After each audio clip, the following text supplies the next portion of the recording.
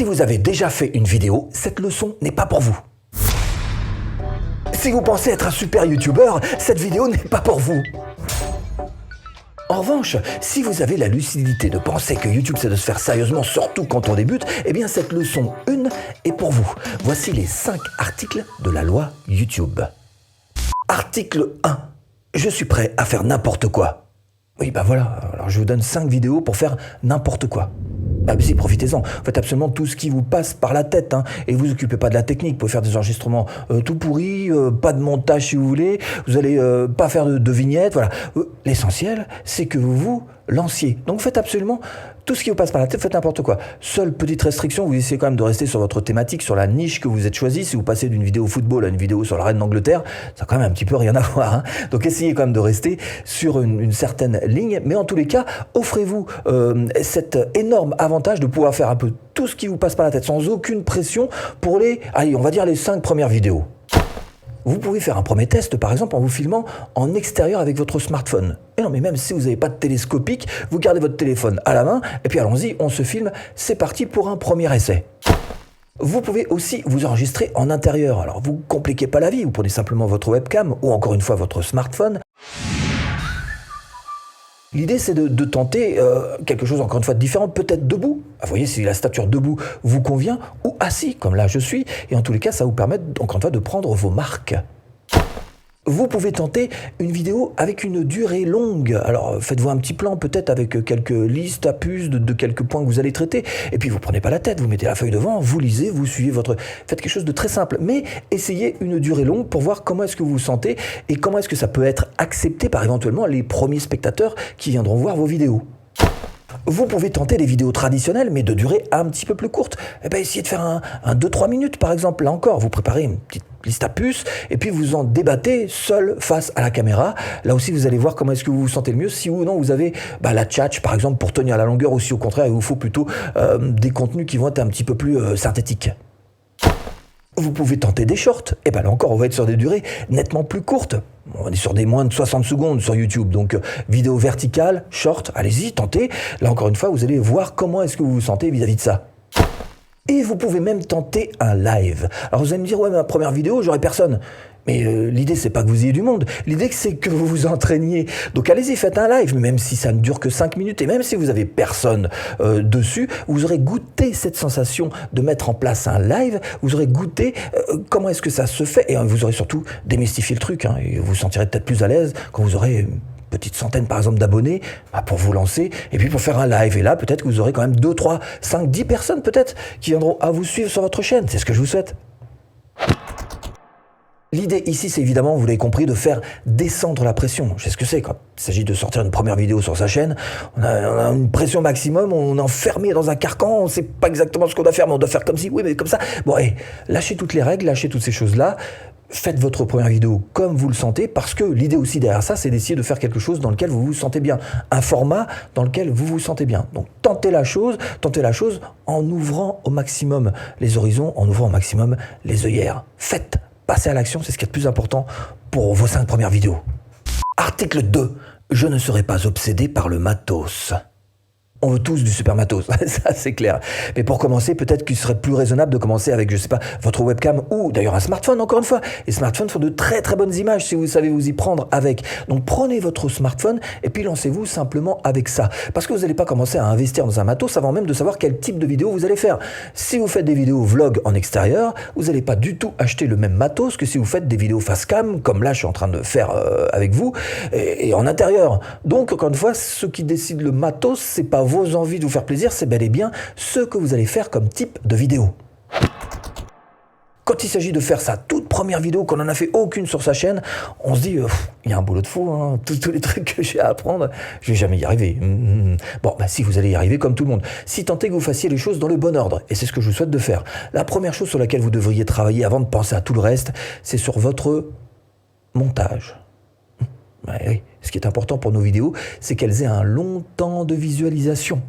Ça veut dire que les gens ils doivent rester très longtemps sur votre vidéo avant de la quitter. Et pour ça, le montage, c'est une manière d'intervenir finalement très facilement sur votre vidéo pour faire en sorte que les gens restent longtemps. Donc, vous devriez commencer à travailler l'art du montage. Alors évidemment, pour faire du montage, on a de tout pour nos vidéos YouTube. On a les plus professionnels, comme par exemple Final Cut Pro ou encore Adobe Premiere évidemment, mais je me demande pas si c'est quelquefois un peu trop quand même pour nos vidéos YouTube qui demandent une productivité, qui demandent en tous les cas d'aller plus vite que de travailler avec ces types de logiciels. Vous avez le plus gratuit, ça c'est iMovie, hein, et vous avez aussi FastReel par exemple, hein, FastReel qui peut vous aider là-dessus. Alors en ce qui me concerne, j'ai trouvé le bon compromis dans tout ça, j'utilise Camtasia. Camtasia, c'est suffisamment professionnel, ça travaille suffisamment vite pour avancer et ça permet en plus, ce que ne font pas Final Cut ou Premiere, ça permet en plus d'enregistrer son bureau. Donc, fatalement, il a fait quand même pas mal de petits atouts sur Camtasia. Dès que vous maîtrisez, allez, juste un tout petit peu votre montage, ça va s'améliorer avec le temps, vous devriez commencer à vous intéresser de très près au son. Vous devriez avoir un son, si ce n'est un son magnifique, extraordinaire, venu d'ailleurs, au moins un son qui soit, entre guillemets, irréprochable. C'est-à-dire que vous n'avez pas trop d'aigus pour pas fatiguer l'audition, pas trop de grave pour qu'on puisse quand même vous comprendre, un son d'ambiance calme. Alors pour ça, vous avez de très bons micros, comme celui-ci par exemple, qui est un micro cardioïde, ça c'est un Blue Yeti. Je vous mets tout mon matos, là, je vous mets un petit lien, voilà, vous allez sur mon site, /outils, et donc vous allez trouver tout mon matos. Bref, ça c'est un micro cardioïde, mais vous pouvez aussi utiliser très bien des petits micros comme ça, hein, ça c'est un micro cravate. C'est mignon ça, c'est... Hein, bah oui, mais voilà, une petite pince là comme ça, paf, paf, paf, hein, et puis voilà, bon. Enfin bref, donc vous avez, ça c'est relativement simple, ça part directement dans votre smartphone par exemple, et puis voilà, ça enregistre le son en direct et vous n'avez pas après à resynchroniser le son et l'image. Troisième chose sur laquelle vous devriez vous focaliser, c'est tout simplement l'éclairage. Et l'éclairage, c'est super important parce qu'en fait, même avec une caméra toute pourrie, si vous avez un bon éclairage, vous allez réussir à sortir un petit peu de définition de la part de cette caméra. Et vous allez surtout réussir à vous faire une lumière d'ambiance qui va vous faire passer tout de suite par un pro. Donc l'éclairage, c'est encore plus important que le type de caméra. Le plus simple finalement, c'est d'utiliser ce qu'on appelle un ring. Et c'est exactement ce que j'ai là, voilà, qui entoure mon DSLR. Un ring, un anneau de lumière qui en fait va vous faire une lumière plate qui va vous écraser comme là je le suis, mais pas très grave. Ce qui compte, c'est que ce soit bien éclairé et que on-off, on n'en parle plus. Parce qu'évidemment, vous pourriez pousser les choses un petit peu plus loin avec ce qu'on appelle un éclairage 3 points, avec mais ça fait un peu beaucoup quelquefois. Alors surtout si on débute, moi je ne recommence vraiment pas ça. Si vous débutez, prenez juste un éclairage comme celui-ci, ça ira très très bien. Et si vous êtes en extérieur, choisissez tout simplement la lumière extérieure. Choisissez juste les bons moments, les bonnes périodes de la journée. Évidemment le matin parce que la lumière est plus orangée, ou les fins d'après-midi parce que là encore le soleil se couche, ça vous fera une lumière un petit peu moins crue. 4. Et seulement à ce moment-là, quand on a passé ces 3 étapes précédentes, on va commencer à s'intéresser aux caméras. Alors le plus simple, le smartphone. Et je répète, les smartphones font de super images, j'insiste, voilà.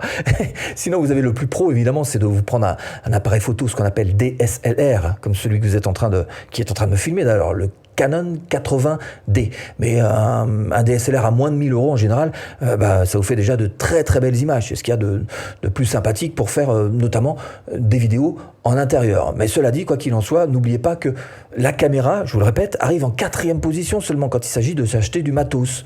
Pas avant. Article 3. Je créerai un produit à vendre le plus vite possible. Et là, on se retrouve face à l'éternel débat. Est-ce qu'il vaut mieux d'abord créer une audience sur sa chaîne YouTube et puis ensuite y ajouter un produit? Ou est-ce qu'il vaut mieux avoir le produit en tête et lancer sa chaîne YouTube et en se disant que très vite, je vais venir au fait que je vais pouvoir vendre mon produit? La réponse, elle tient peut-être simplement au fait que, en ce qui me concerne, tous ceux que j'ai vus qui ont créé leur chaîne, qui ont créé leur audience et qui se sont dit bon, maintenant il faudrait peut-être que je mette un produit, ont souvent du mal. Ils ont du mal parce qu'ils ont quelquefois l'impression de trahir leur audience, qui n'avait pas été créée pour ça. Ils ont souvent du mal vis-à-vis de eux-mêmes, passer dans la peau du vendeur. Quelquefois, c'est pas toujours simple pour beaucoup d'entre eux.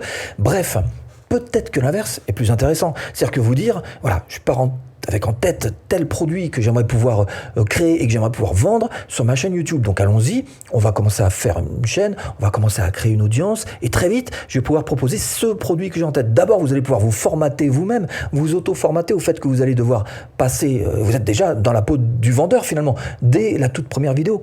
Et vous allez devoir donc vendre. Vous allez voir que ça va vous simplifier les choses par 10, d'abord pour savoir aussi quelle direction exacte doit prendre votre chaîne. Alors malgré tout, il y a 2 points qui sont importants à travailler. Le premier, c'est de travailler votre leadership.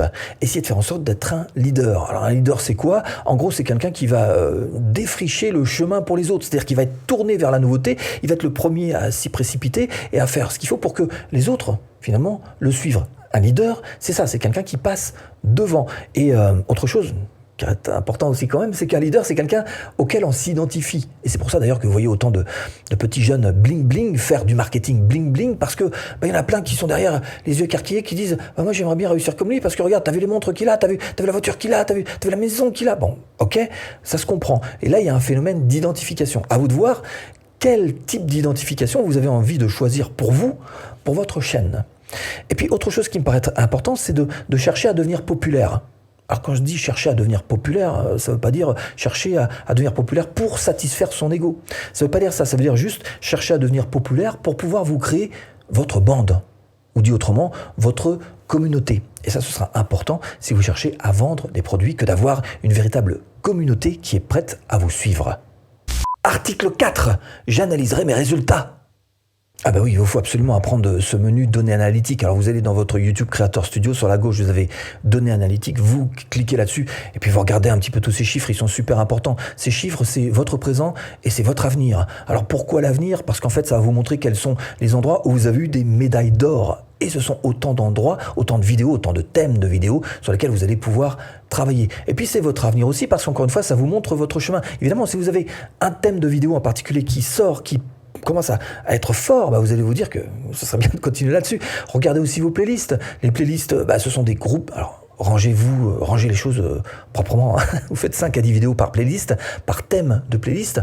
C'est important pour vos spectateurs pour qu'ils puissent se retrouver. Bref, vous arrivez à trouver un thème de vidéo qui est un petit peu plus fort sur votre chaîne que les autres thèmes. Foncez, devenez un véritable expert sur cette thématique. Formez-vous, apprenez, allez chercher de l'info et continuez à faire des vidéos sur cette thématique en particulier et vous avancez. Vous allez voir que pour le coup, l'algorithme YouTube va très vite comprendre quelle est votre force. Les spectateurs vont très vite affluer pour voir un petit peu ce que vous avez à dire puisque vous êtes un expert. Et là, vous allez pouvoir réellement faire avancer votre chaîne et si vous voulez vendre, faire avancer aussi votre business. Article 5. Je serai un stratège. Et être stratège, quand on commence une chaîne YouTube, c'est être à fond sur le SEO. Ça reste la partie la plus simple pour faire en sorte d'avoir beaucoup de spectateurs sur vos vidéos YouTube. Donc apprenez le SEO avant de penser à faire des vidéos qui vont être bien programmées sur les suggestions de vidéos, sur la page d'accueil de YouTube. Restez sur le SEO. Si vous êtes même à moins de 1000 abonnés, continuez. SEO à fond. Pourquoi? Parce que ça va vous permettre, encore une fois, de ranker sur certains sujets en particulier que vous auriez en tête. Alors personnellement, j'utilise plutôt TubeBuddy pour faire ce genre de choses-là. Je vous mets le lien d'ailleurs pour l'avoir 30 jours gratuitement là-dessous dans la description. Et évidemment, votre objectif, ça va être aussi d'essayer d'identifier une audience, de savoir qui veut quoi. En utilisant par exemple ce qu'on appelle l'autocomplétion, là vous allez savoir un petit peu quels sont les termes les plus recherchés. Évidemment, ceux qui sont en haut, ce sont les plus recherchés, ceux qui sont en bas, ce sont les moins recherchés, mais ça vous donne plein d'idées évidemment, mais aussi ça vous dit exactement, encore une fois, qui veut quoi. Il faut absolument que vous appreniez la langue YouTube. Il faut que vous traduisiez votre propre vocabulaire en langue YouTube. En fait, YouTube n'a pas vraiment de langue. L'algorithme n'a pas vraiment de langue. Mais cette langue, c'est tout simplement le langage populaire. Les mots qu'utilise simplement monsieur tout le monde. Et vous devez les connaître. Vous ne devez pas dire, je vais faire une affiche de ma vidéo YouTube, mais bel et bien avoir les mots qu'il faut, à savoir le mot vignette, le mot miniature. Ça s'apprend. Et vous devez absolument les connaître. Et heureusement, sur TubeBuddy, pour nous aider à ça, il y a ce qu'ils appellent le search volume, c'est-à-dire le volume de recherche. Si oui ou non, les mots que vous allez utiliser sont beaucoup recherchés ou pas. Alors évidemment, visez pas des mots qui sont trop recherchés parce que c'est plutôt chasse gardée pour les grosses chaînes, pas trop petits non plus, sinon il y aura personne qui va vouloir voir vos vidéos. Faut trouver un juste milieu. Mais ce search volume est quand même super important. Ensuite, vous devez rajouter aussi un petit peu vos idées, c'est-à-dire votre touche perso. Par exemple, dans cette vidéo, je vous ai proposé 5 articles avec le petit mec en rouge là. Votre créativité est super importante. Ça peut être la présentation, la manière dont vous vous y prenez pour parler face à la caméra. Ça peut être des visuels que vous mettez, ça peut être le lieu de tournage en particulier. Bref, alors pas tout de suite, pas dès la toute première vidéo, on est d'accord, mais petit à petit, il faudrait arriver à ce que vous trouviez votre propre touche personnelle qui va faire en sorte que vous allez vous démarquer. Alors, si vous faites partie de ceux qui pensaient que malgré cette vidéo, il vous en reste encore finalement pas mal à apprendre pour faire décoller votre chaîne, ce que je vous propose, c'est tout simplement de cliquer là pour cette formation offerte. À tout de suite, si tu cliques.